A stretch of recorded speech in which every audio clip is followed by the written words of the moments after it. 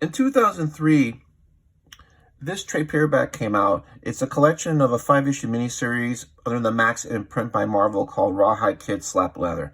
Now, for people that aren't familiar, Max was an imprint that Marvel had in the early 2000s that editor-in-chief Joe Quesada created to have Marvel superheroes, but let's say in R-rated situations and R-rated stories, which meant implied sex, it meant violence, more adult themes, more violent imagery, more violent language.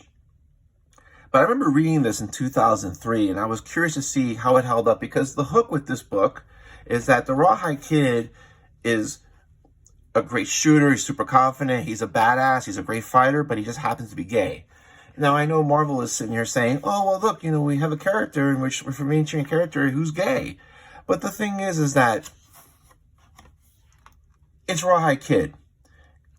It's not like they're having Captain America, Thor, Iron Man, Bruce Banner being gay, or, Black Widow or anyone.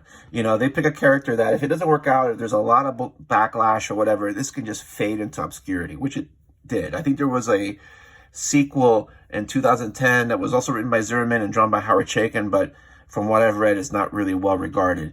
This was actually better than I thought it would be. So it's a typical Western, which is funny because it's a typical Western story where you have a quiet town, outlaws come in, Rawhide Kid comes in to save the day. The outlaws are, the outlaws are determined to take the town, and then they, and the sheriff and Rawhide Kid have to fight them off.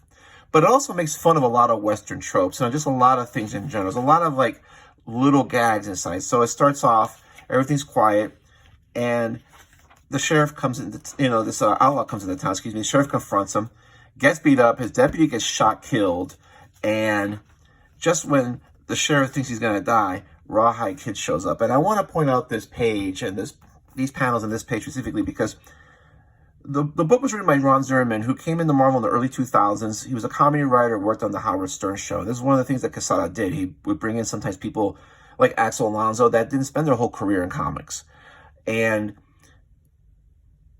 at the time, he was doing some interesting work. Now, the artist is John Severin. That's of note because John Severin co-created Rawhide Kid with Stan Lee in 1955.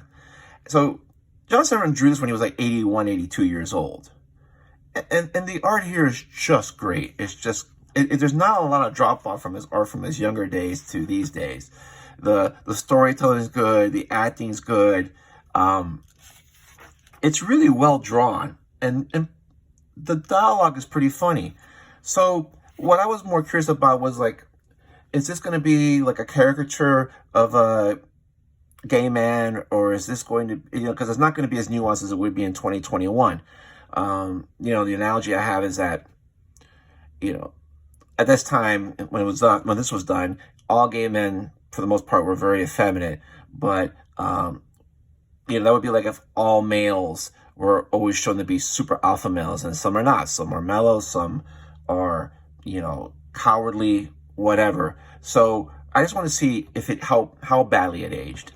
And actually the story's pretty funny because it's like a typical Western, but then when the sheriff comes in, his son is telling him, Dad, you look like a coward. And there's these conversations that you wouldn't have in the Old West. You'd have them in 2003, as far as family dynamics go.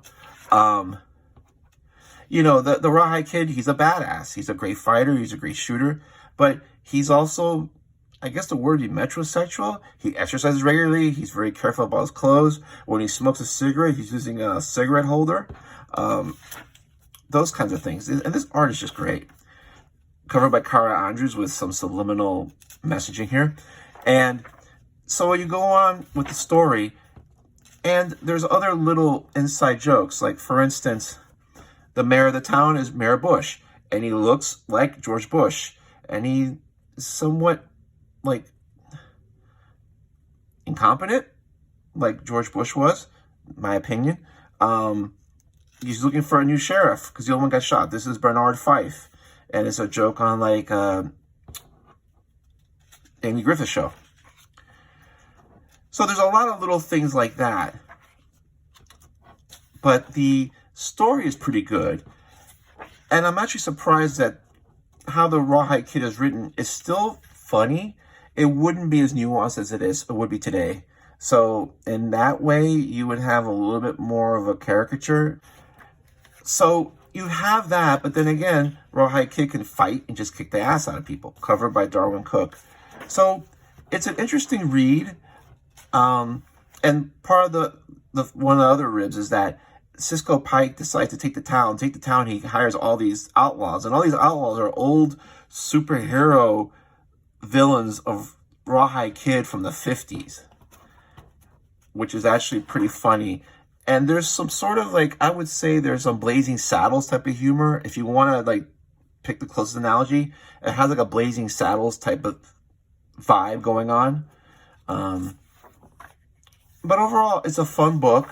It aged less badly than I thought it would. The art just amazes me at how good this is for, his age at the time. And it has the tropes at the end where he decides to leave and the son is yelling, "Come, kid, come back, kid," like that "come back, Shane" thing. And then, he has this thing where it's almost like breaking the fourth wall where Rawhide Kid says, "Come back." Doesn't he know that's not how this works? And then you have this ending.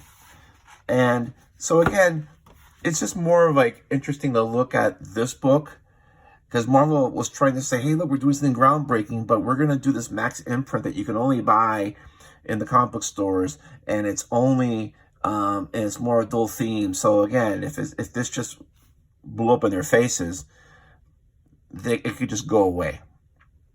But if you want a fun turn at a Western, and you want to enjoy some great art by John Severin and a pretty funny story, and it's a quick read. You can read this in one sitting.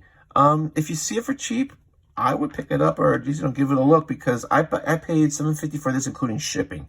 So there's a lot of these out there, and it's not gonna escalate in price anytime soon. But again, if you would be interested, pick it up. You may want to give it a try. It's more of it's kind of curious to see what Marvel was doing to try to be edgy in 2003. And like how by today, it's like, this is edgy? It's just kind of a weird way to look back as like a time capsule. Anyway, thanks.